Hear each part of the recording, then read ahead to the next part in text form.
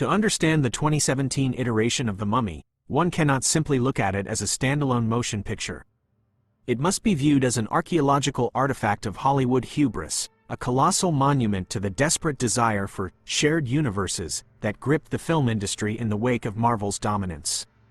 Directed by Alex Kurtzman, this film was not merely intended to be a reboot of a beloved horror property. It was designed to be the cornerstone of the dark universe, an interconnected web of gods and monsters that would feature Johnny Depp as the Invisible Man and Javier Bardem as Frankenstein's monster. The tragedy, and indeed the fascinating texture of this film, lies in how the weight of this corporate mandate crushed the story it was trying to tell, resulting in a cinematic chimera that is equal parts Tom Cruise action vehicle, dusty gothic horror, and superhero origin story. The film opens not with a whisper, but with a declaration of intent. We are introduced to the burial of the Crusader Knights, a narrative thread that attempts to weave ancient Egyptian mythology with English history, setting the stage for a global conflict. However, the true heart of the film's conflict is found in modern-day Iraq, where we meet Nick Morton. Played by Tom Cruise, Morton is a stark departure from the altruistic heroes the actor usually inhabits. He is a looter, a rogue, and a man of loose morals who uses military reconnaissance to hunt for antiquities to sell on the black market. This casting choice is the film's first and most significant friction point. Tom Cruise is a force of cinematic nature, an entity of pure kinetic energy and heroic resolve. Placing him in the role of a scoundrel who stumbles into a curse creates a dissonance that the movie struggles to resolve. We watch as Morton and his partner, Chris Vale, accidentally unearth the prison of Princess Amunet after calling in an airstrike on an insurgent stronghold. The imagery here is striking, blending the grit of modern warfare with the mystical allure of the ancient world, a visual metaphor for the film's attempt to modernize the classic monster movie. The antagonist, Princess Amunet, portrayed by Sofia Boutella, is perhaps the film's most successful element. Unlike the shambling, bandaged brood of the Karloff era or the tragic romantic figure of the Brendan Fraser films, Amunet is a creature of calculated malice and seductive power. Her backstory is delivered through sleek exposition, a woman promised power who, when denied her birthright by the birth of a brother, turns to the dark god Set. Her punishment, to be mummified alive and submerged in mercury, is visceral and terrifying. Boutella brings a physicality to the role that is both elegant and predatory. When her sarcophagus is winched out of the mercury pool, the film briefly achieves a sense of genuine dread. It suggests a movie that could have been a tight, claustrophobic horror thriller about a man haunted by a mistake. However, the film quickly pivots into a massive set piece, the hallmark of a Tom Cruise production. The transport plane sequence, in which Amunet's sarcophagus is being flown to London, is a technical marvel. Filmed partially in real zero-gravity conditions, the scene is chaotic and visceral. As the birds strike the engines and the plane begins its death spiral, we see the terrified confusion of the characters. This leads to the death of Nick Morton, or rather, his first death. He wakes up in a morgue in Oxford, unscathed, marking the beginning of his curse. This is where the narrative begins to fracture under the weight of its own world-building.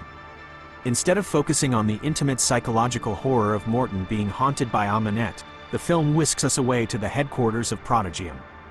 Prodigium serves as the narrative glue for the intended dark universe, a secret organization dedicated to recognizing, examining, containing, and destroying evil. It is here that the film introduces Dr. Henry Jekyll, played by Russell Crowe. Crowe's presence adds a layer of gravitas, but his character serves mostly as an exposition machine. The film grinds to a halt to explain the rules of this new universe, detailing the nature of evil and the role of Prodigium. It is a fascinating concept that feels misplaced, suffocating the immediate threat of The Mummy. The scene where Jekyll transforms into Mr. Hyde is a microcosm of the film's tonal confusion. It is meant to be a terrifying revelation of the monster within the man, but it plays out as a brawl between two middle-aged stars, complete with shaky cam and questionable color grading. It distracts from Amunet, reducing the titular monster to a secondary concern in her own movie. As the action moves to the streets of London, the film oscillates wildly between genres. There are moments of zombie-like horror as Amunet sucks the life force from victims to regenerate her body, turning them into puppet-like cadavers. These scenes effectively utilize body horror and atmospheric tension, yet they are juxtaposed with scenes of Tom Cruise running, his signature sprint, through the London Underground and underwater chase sequences that feel lifted from a Mission Impossible script. The film cannot decide if it wants to scare the audience or thrill them with high-octane stunts. Amanette creates sandstorms that shatter the glass of London skyscrapers, a visual that is impressive in scale but lacks the emotional stakes of the more intimate horror moments. The connection between Morton and Amanette, intended to be a psychosexual bond of the chosen one, feels undercooked. We are told they are connected, but we rarely feel the pull of that connection beyond the plot demanding Morton go to a specific location. The climax of the film is perhaps the most controversial aspect of the narrative. In a twist that subverts the traditional hero defeats monster trope, Nick Morton chooses to embrace the curse. To save the female lead, Jenny Halsey, Morton smashes the ceremonial dagger and stabs himself, allowing the god set to possess him.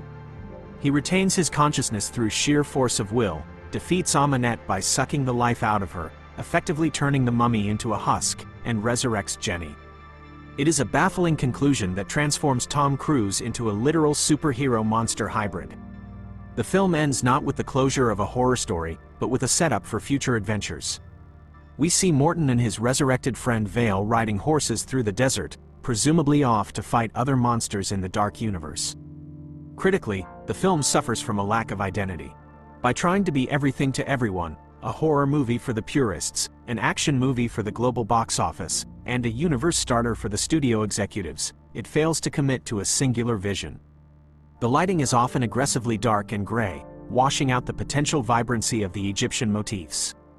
The humor, largely provided by Jake Johnson, often lands awkwardly amidst scenes of death and destruction. Yet, despite these flaws, The Mummy remains a captivating watch for students of cinema.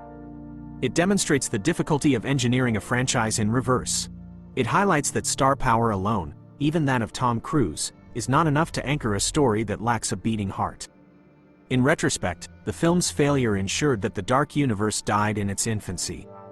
The planned Bride of Frankenstein was shelved, and The Invisible Man was eventually rebooted as a low-budget, standalone horror success, proving that the audience craved intimacy and scares over massive, interconnected lore. The Mummy stands, therefore, as a sarcophagus itself, a lavish, expensive, and ultimately hollow vessel that contains the preserved remains of a cinematic ambition that never truly drew breath. It is a film of interesting pieces that never fit together, a blockbuster that is as fascinating for what it failed to do as for what it actually put on screen.